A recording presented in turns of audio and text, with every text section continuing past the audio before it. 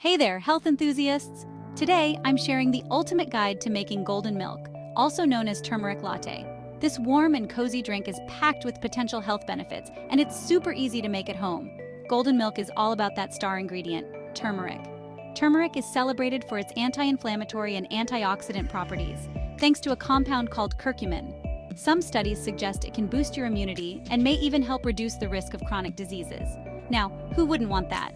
Okay, let's get to the fun part, making golden milk. Start by choosing your favorite milk. Dairy or plant-based, it's up to you. Combine it with a golden milk spice blend, turmeric, ginger, and cinnamon, plus a pinch of black pepper to enhance the absorption of curcumin.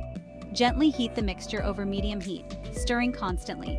Once it's hot, remove from heat and stir in your preferred sweetener. Honey or maple syrup works great. Want to enjoy it cold? Just let it cool down and pour it over ice. Feeling fancy? You can totally customize your golden milk. Add a pinch of cardamom or nutmeg for extra warmth. Need a caffeine fix? Mix in a shot of espresso.